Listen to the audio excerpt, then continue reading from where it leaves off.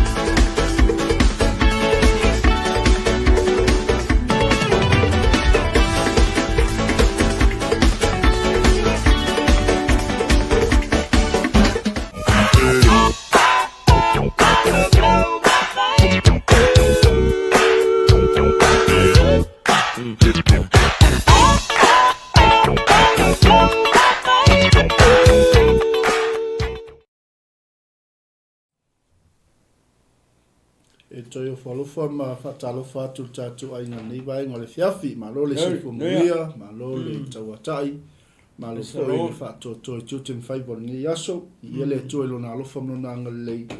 Kai whaun tatu tu e lo sil whai, o le whapoponga neo tatu po kalame, ma nai o manawa ngā ruenga, ma lo le usu, ma lo le whamalosi, ma lo fo le tau nei aso. Ia malo si o tatu atu no, ia leo whai fo i ona, anga ia tu mota malao ne fiafi fai uina malmanuia ngā ruenga sa lausu i fo i ia tua ia le tua fatalo fata i la tau le wanga ia tu fai whinga ruenga ne fiafi wale whianga iai ma tiute mawhaiva o la singa o la mtanga nei fo i wa yaso fatalo fatu tino keriso le au whinga ruenga tofia le tua i so se fata whai tauranga i so se maota ma so se lawa se ia o lava i tupulanga tamontaine o le malosi o ainga o i kalesia whapea foi ele tua ne fiafi ma le atu nuu o lo tau nopia iai ne fiafi ia o le atatou a mata i tatou manai o le manawa o ngā ruenga ua koe tau singa wha le nganga mo o le nei vaenga o le fiafi o le vaenga lo na whāne nei o tatou manai o manawa o ngā ruenga o whatawa ino tinaro o tatou iai pena silsila mai iai ne fiafi ai ole au mataina i tātou se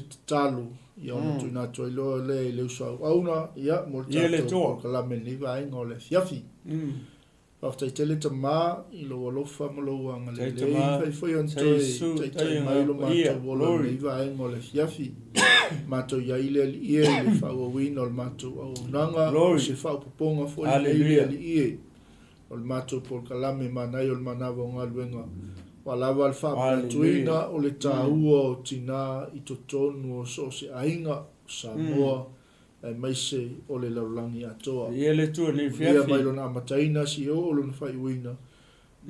Po iatu o ele vi inga nei maso o mai o ele whau lava. Amene ma amene. Amene. E toi whatalo whātu tātou inga lungo penga te whailangi, ma lole soifua manuia, ma swangiso i ato lewa pale mani ne fiafi, ia se atu tātou po kalame i woma ainga, o amal tātou au nanga Global Kingdom TV. Ele tua ne fiafi. Ne fiafi wha manuia fo i le tua i lau whafonga, whalongolongo, i le fionga le tua mo tātou, ma le nganga whaloaro. Ia. E manatu male tato nunga i o le tato anga i saolo le tato mata upu ne fiafi. O lea o a tato o mai i le mata upu le tolu po le setalo mata upu e tolu po le chapter 3 O lea ua kua uma kuanga nga fo le fai unga le chapter 2. Lea ua kua uma kuanga fasiotia fo le tupu le wali i nga fau e fo le fao o le oti tupu O le manai o le mele lepe tau amata mai i foilea. O ila le whakua ua mau ele ponte kasi o tangata le ingo i amore te kai. Ia po tamaa le sawhai matama o e seta. Ai oso mai lo i le mata upu le wha. Ai vai le mele o le ua tupu i po le ua whai i le tupu i le mata upu e wha. Le ala ua a mai lo e le tupu le tangata le ingo i a haman.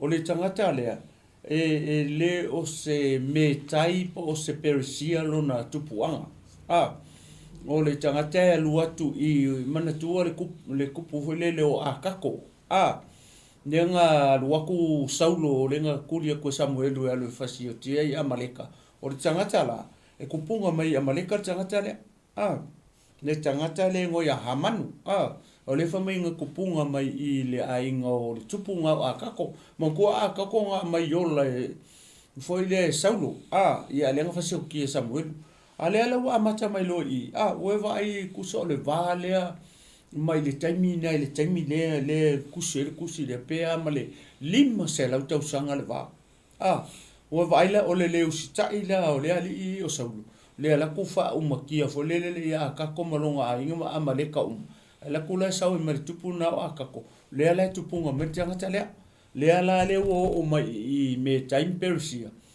a vai la i o tangata le o fa ai ne le tupu asueru i le kai fa mai o a vea ma kai sili kusala o hamanu kusa e sili o ie sili pe o ie sili tulo na tulanga i kangaka mai sa au ngai tutonu o le palace le tupu e afia ila e maraka ko morichikai tangata mai nga lulu i fai koko mo le ai pe ala o tangata le ufa si dinga le tupu o le manga ala o le melia e ele tu la fono e lo ai ma fa alo e tangata le ngo le fa mai o sili e au nga o sa e lunga tamale a lui folo i lalo e kaua le mele i mochikai o le atala o le mele na ave le fatonunga le tupu o le kai mi savali angi e tangata le o nga ifo male o tangata i au na kai mi nga savali o ha manu ia ifo mo le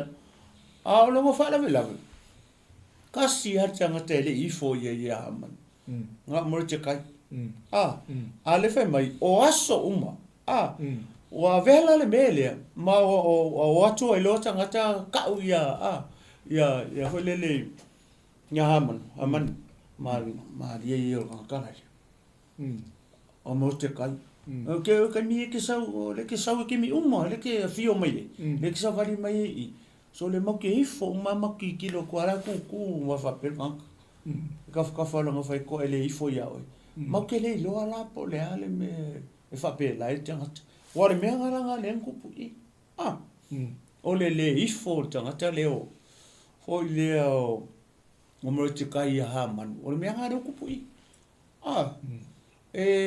o le fatonunga le tupu ne ala o usikai umai au na le tutonu o le o foi le au na tono loto ale tupu ai kasi arka kai le usikai fatonunga le alka kale ngo ya morichikai ia basta o le so songi i le vaenga le wale ke sau ai le ifo kule li ila ia o le aso taufi le se me o fina ngalo ye e fai le li ila ia balo man tu ona ia o le puli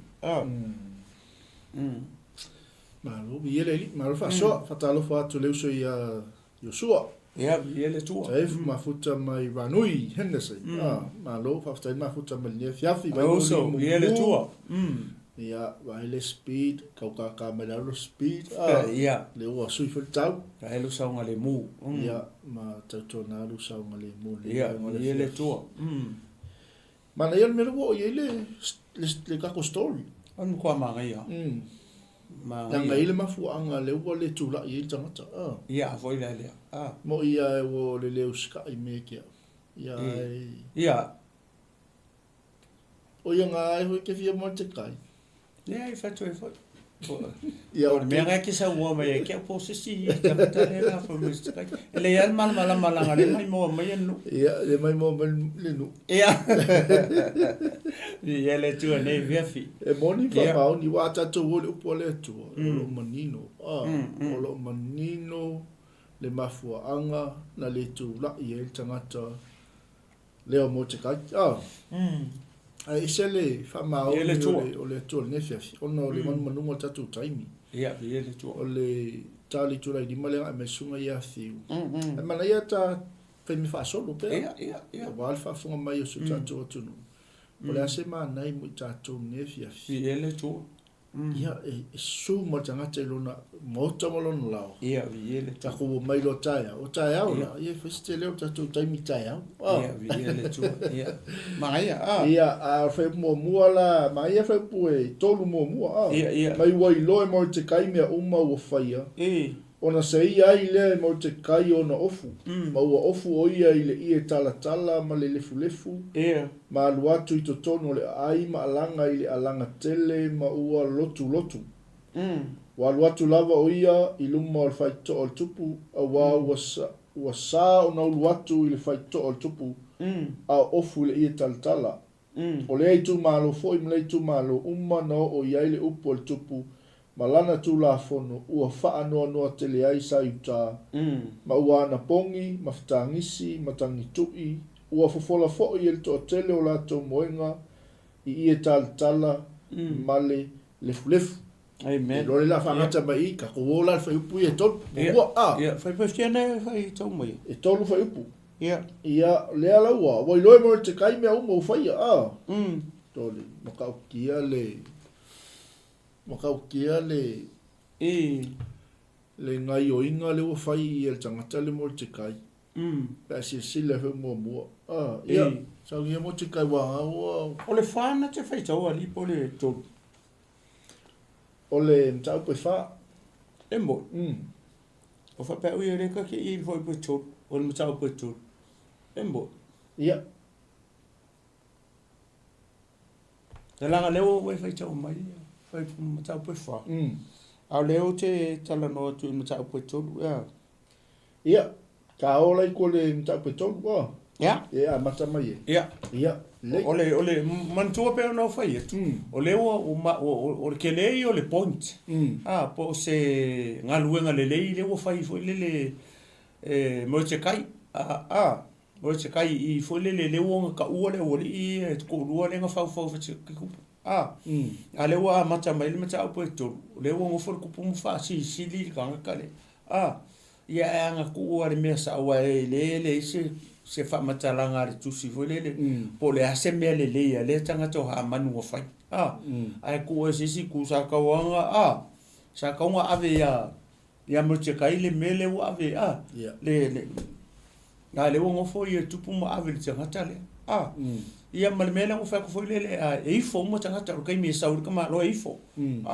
ale asa vali e te ma lo ale e fo tanga ta le mo te kai o akurola ye tanga ia o ka ko o kala la ku ka o ku le sika o ku le sika o ku le si ngai uanga o kala ngai o ya man o ila le nga mako i ka ya la man ia mo te kai ai le lo e mo te kai o le sai ta tanga ta le o le saita ku lai le va fo le o saita male ainga le sa o tanga tale la inga o akako amaleka le yo o mai ya so ne le anga le family fe pa ia le tu fo le o isala eluma amaleka kawa ya so mai o le uma ya la te va ya yo la fa ya yo o man semine me ga ku le mongi lo poleto vai la ye o ila le nga i karika ia le tangata fai lola ia e tangata le ia le awala foi le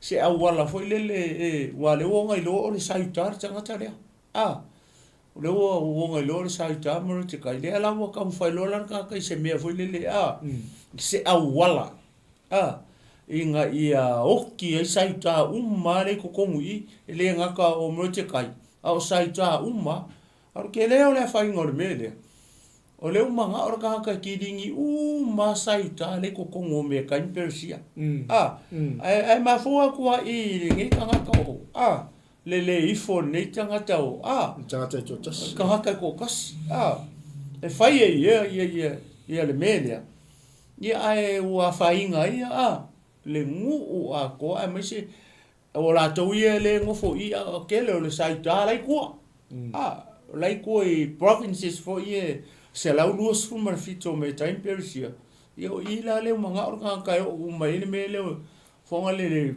fa uma kia uma sai ka ko ngol fa nga malo me time persia Pe menga le wa matana wa pupunga el koko o foi le o ha manu e fai se me e fa muti e sauta ia per vanga na le o tau fai tu pe a pasta mana ia le wa sa no ono le ngayo inga le oferta ta le mo te kai a le wa o fa salanga i sauta ma ia tono me time per sia a fuala mo pe fo linga maltanga ta le ha manu o le ka le kama fa mo inga kupu ia pito tupu saulo i lalo kuso o saulo i lalo la i le ofinga le venga pe o ngai al boss ia morning fa maoni pasta morning fa maoni so no ia le lang saulo fa lo lang fa ko ngunga ia taimi ke e mai lang so fa ngua ia ifo uma tangata uma fa pa ula hooray Alo Fatima. Vai a qua la famiglia si mi ha messo kai corre qua. Lei ma sei fo. E ma sei popolo. Ale ai fora o ri fai kakala e mo ki kilo fa pe vai. Ko vai se ka ko le ma fa so ria. Wa tanga tai ngai fo. La ko ia le nga ni pokia yo. Li pokia ya ha manu le me mo te kai le fai. So le kai mi uma le ke fio mai. Ele kai so le fo ka ya o ke le lo pe sia. O ke le lo fai. Como fez a fufu ngai le ko nga ka ba pe. Na o fio nga man. Mo le fili le malolo. Ia. La ko le woni mai ngai fo wa ko ngai le fo mo te kai. Ia. O so fa i lo i ya haman. Ia. Haman. Ko la pese le ya ko ngo mo te al pese mo te kai. Ia. Ne ma se nga usu. Oi, to yo sala la.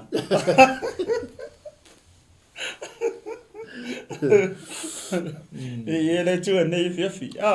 Men. O vai lá e mele o fai. Le ala lo fai lo le plan. Fai lo e tangata le plan. Ma ave tu e fu a ku le o. Ma le kupu.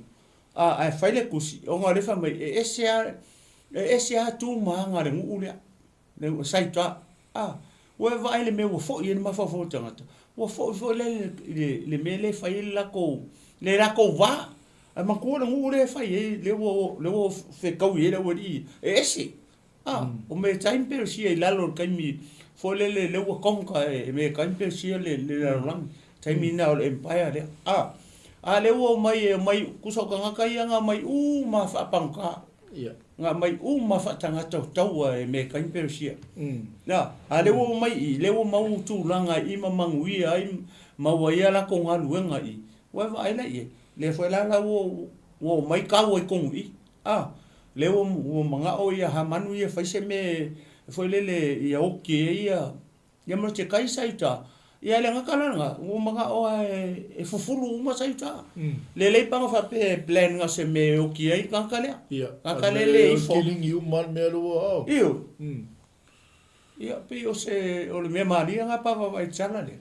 Ya la wa lu sa tanga tsalu le kupu a mangu o kankale ava ai e mau lunga longa tūlanga e piko kupu. Pea ka ko vai o ia le vai ia au na le ngalulu e tono o le palace o kupu. Le fo me ki fua ko ia. Mo o le ngu le e se ala ko mai uma lan. Vai o le o tanga. Ia ai o te fua ko le au lo ia o. Amen. Ma le mela le manga o erka ngaka. E fa kia au ngi ko ai se ola o saita re ko kongo fenga malo persia. Kusi lo le kusi ave kupu. Fa maule mama kupu. Kau sanga a ko e plan lenga plan ai. Mai ani sani le aso se fulu kolu ni sani. Pasa si ki pesa ola sukol. O le aso se fulu kolu ma singa mo ni sani. O masinga nga pe a kau fa me time persia ai ka ko mai ile ngo le masinga I fa utaia o a pipa o a pipa I fa utaia masinga mo muanga le nga ka o le tua o le nga fa se pase ka o e kupito a le oso mele masinga mua I me kongo me time persia o ni sani a le se fulu kolula le nga fa mau le kusi le kusi le fa mau e a fo ile fa uma ti ai sai ka umai kongo o me time persia kusa I ko kongo o kausanga a koa mai ani sani le masinga muli o tausanga ingoia a tara o le se fulu kolu o a tara o le asonga sum e fa uma kia ya sai tai tonu ole kusala o kai media le wo ka penga ile mele kausanga a koa ai fa aso se fulu kolu o se kalfa kai a se fulu kolu o January le se fulu kolu o December le la fa ka ngu le media o le fa tia le o sai ka I ko kongu o le malo me tai ma perisia mai ani sani le fulu kolu ia a tara le se fulu kolu o le asonga fa ka ngu le me le manga o tanga tare fa ki ai ia sai tale tonu ia pasta para se si me wana fa so sori fa le o fa kusi le o kufa ba na ia te so o la le fa kusi os kamo me mukana le os kamo me mukana le fa kusi nga ave province nga ave koi ia ale abuela o fa kusi le ile ave o la le fa kusi se ka o kilo ko po ne fa kusi Vea si ore tava kusi. Era pollo sua le fa kusi. O ke la longa la ka. I la galile ke le fa kusi. Awa. Arunga. Kamanga I kusi kama kusi ke nge kusi. Ai mas era kusi, vai me ka kenge. Le ke le fa kusi ka kali. Ole ska ka le ke le langa me le fa kusi ole Chema. O kema. Kenge makua, kenge matu ngai, kai se fulu kusi le aso.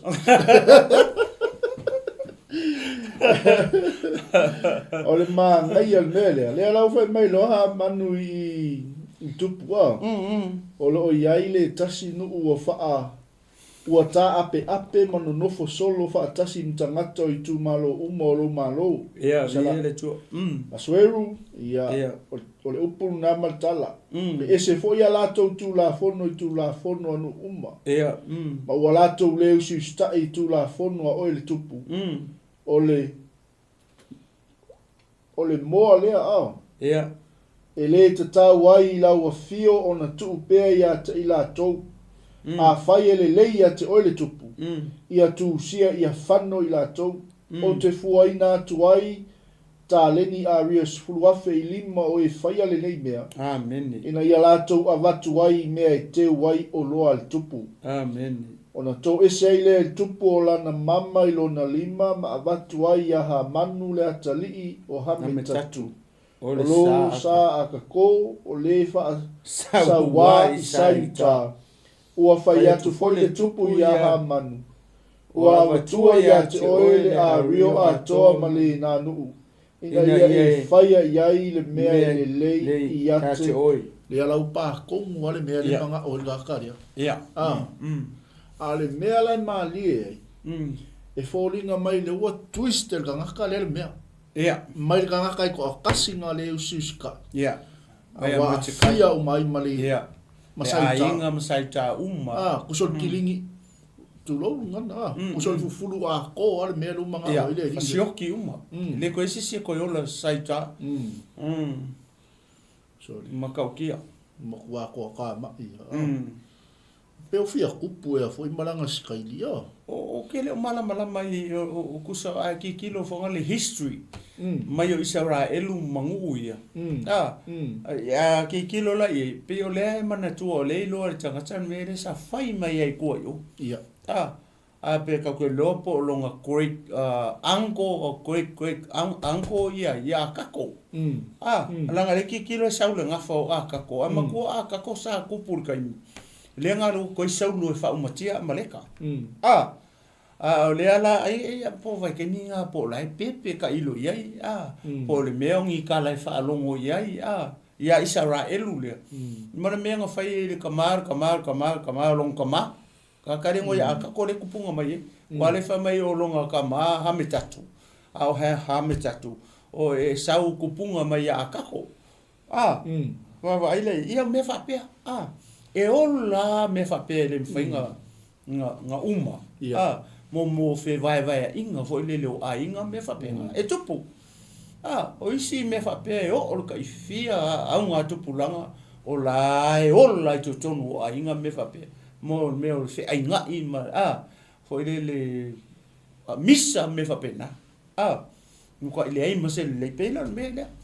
O le vai la nga tangata le usau ka o le ngule ese le ngule uma. Ai sia langa le ngule nga la ko fa kama ia le kama nga le mention mai ile ngo o le kupu aka. O lo winga le tangata le o le kanga kai kupunga mai ai nga kupu. Le kanga le o foi le lo hamanu. O vai le mele ale au ro le fa mai e fua la ave tangata ia la ko ke fai an mele le an mele o le fai o kusi ia marfa o la loki e fua mai la ma o le kokongi nga o ka le la fai le fucking o le plan le au fai kusi o le au kiliva kusi o le au mai la ko ia o le akuku e fa o le oki kai mi foi le sorry makau ki ma la au fai kau kusi e au fai kau kusi au ngau kusi Wai, e uma kusi ia anu pe a mo le me foi le o pe o tulanga tol fe finga benga e se la au fai kusi e se la au ngau kusi e se la wa nga ko mo ke kusi a foi la le e se ka mo lia mo ala sia ki lo le pule ia malau kiriva malau kiriva kusi no pe la le tencha la vai Alo ar sa fangua ka ngoi ko fa nga lau nga lo wa ia choa ia taibu vai fai ka kusi le ia se awa ke wa mau ka o ku fa si oki ka wa ke o fos ange ka wa nga wa kwa si se ka ngoi a me nga maka ia so le avi fo ngai du so le fa pa la ngi ku se ka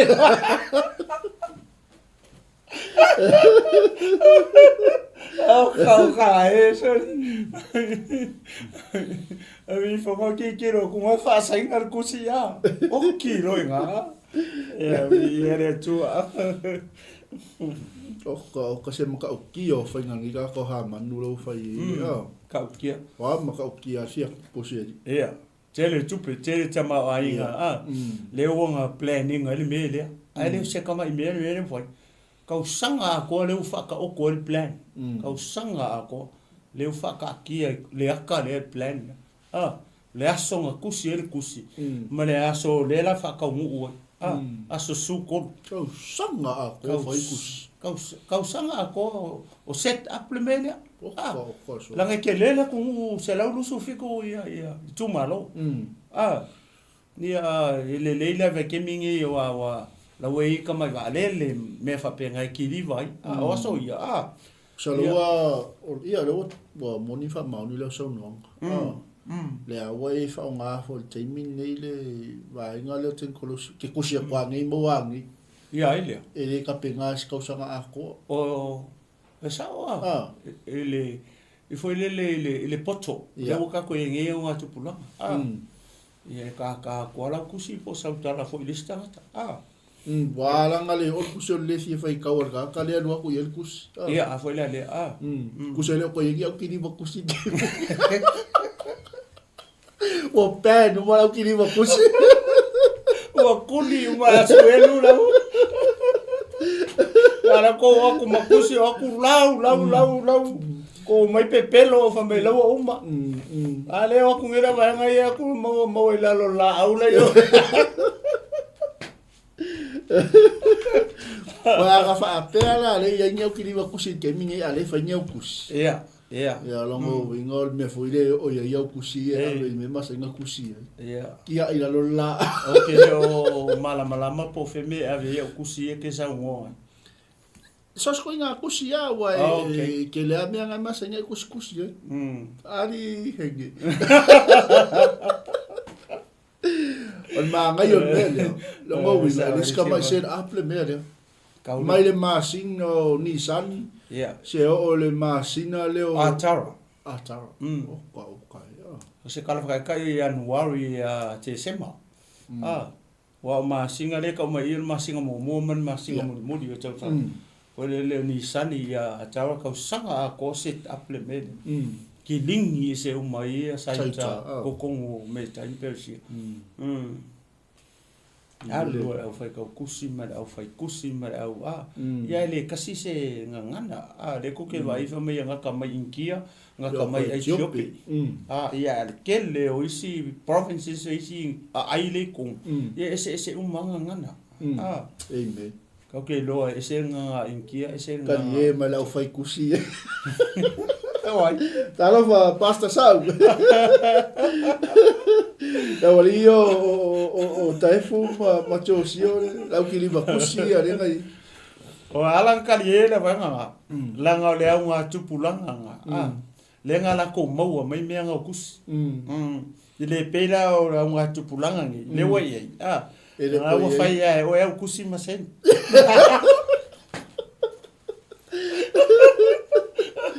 Le ma fai ala ma fai ka wese se au tus. Guarda mo se vai nga oia.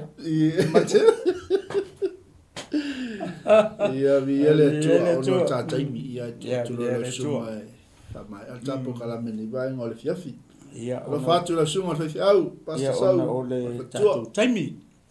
Tele alfia foi le tari tana no to le mana ia le mata upu ia no tatu tatu mai lo ta ki riba ka ko kus ia se au lia ta le fo o le tu ia tatu mai lo e vai le po isi se o ko e mo kus ma ke manga o mia ka fa ma o fa moli mana mia tanga te fa ma oni na foi le alu sa sai fa pe ai o ku e asu du se ko pe ko wa ia vi ele tu en mana to le afanga ta mai tato por kala me nei fiafi ia ta o poleola ile lo fo le tu pe tato dia ta ia tato mai lo lai ma va ve mai lo lai ia ta o top tu ia tato ta ma tato tu ia aulia tu le sa o tina nei tato ia awo umale ia tu ia ele tusi leo e se talo i se ata ma nia o onga ia le ngata foi tina o tama o fa na o tala vo o le au ave kusi o le au lau kusi